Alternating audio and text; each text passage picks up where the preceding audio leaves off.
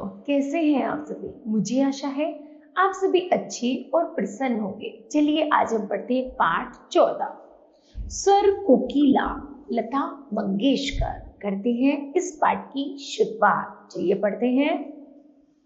लता मंगेशकर की मधुर आवाज आप पिछले 65 वर्षों से सुनते आ रहे हैं। देश की इस महान गायिका का जीवन संघर्षों की गाथा है।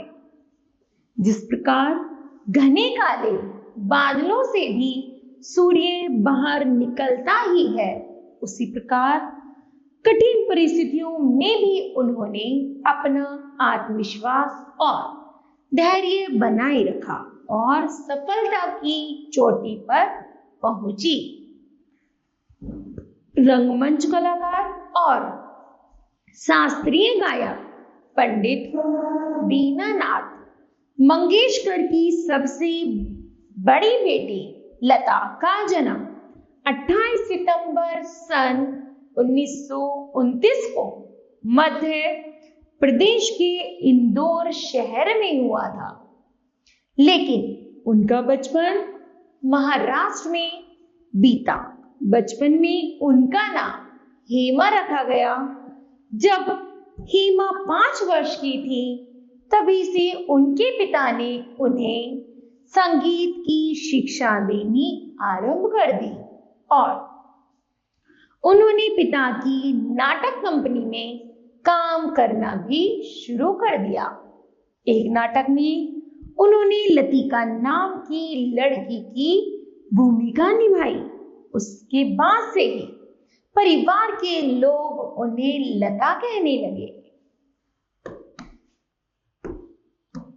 लता मात्र 13 वर्ष की थी, तभी उनके पिता की मृत्यु हो गई। अब परिवार की जिम्मेदारी लता के कंधों पर आ गई। लता को अभिनय करना पसंद नहीं था, किंतु धन कमाने के लिए उन्होंने हिंदी और मराठी फिल्मों में छोटे छोटे रोल करने आरंभ कर दिए। उन्होंने एक मराठी फिल्म में एक गीत भी गाया, किंतु दुर्भाग्य से वह फिल्म से निकाल दिया गया। जिस समय सन 1940 में लता ने पार्श्व गायन के क्षेत्र में आना चाहा, उस समय नूरजहां और शमशाद बेगम जैसी गायिकाओं का वर्चस्व था।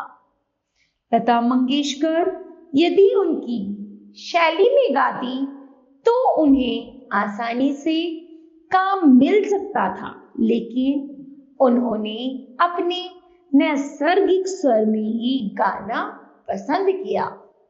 इस कारण बहुत से संगीतकारों ने उनके स्वर को महीन और ऊंचा बताकर अस्वीकार कर दिया, किंतु लता ने हिम्मत नहीं हारी और गायन के लिए प्रयास करती रही।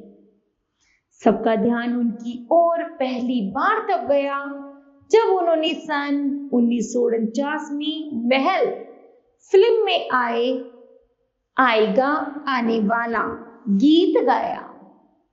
अभिनेत्री मधुबाला पर फिल्माया यह गीत बहुत पसंद किया गया। इसी वर्ष उन्होंने दुलारी, अंदाज और बरसात फिल्मों के गीत भी गाए। उसके बाद तो लता ने पीछे मुड़कर ही नहीं देखा। अगले वर्ष ही छोटी बहन आशा भोसले ने भी पार्श्व गायन शुरू किया।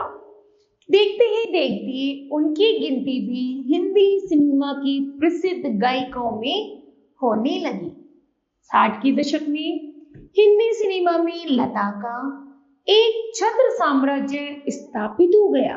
उस समय की फिल्मों के अधिकतर गीतों में उन्हीं की आवाज गूंज रही थी। हर संगीतकार उन्हीं का गायन चाहता था। चीन के साथ हुए युद्ध में अनेक भारतीय सैनिकों ने अपने प्राणों की आहुति दी। उसके कुछ महीने बाद 26 जनवरी सन 1963 को दिल्ली के रामलीला मैदान में प्रधानमंत्री जवाहरलाल नेहरू की उपस्थिति में लता ने ए मेरे वतन के लोगों जरा आंख में भर लो पानी गीत गाया। लता का स्वर इतना भावुक था कि भारत के प्रधानमंत्री की आंखों में भी आंसू छलछला उठे। आज भी इस गीत को देशभक्ति के महान गीतों में गिना जाता है। लता मंगेशकर ने देश की हर भाषा में कुल मिलाकर 50,000 से अधिक गीत गाए। सबसे अधिक गीत गाने के लिए उनका नाम Guinness book of world record में भी शामिल किया गया।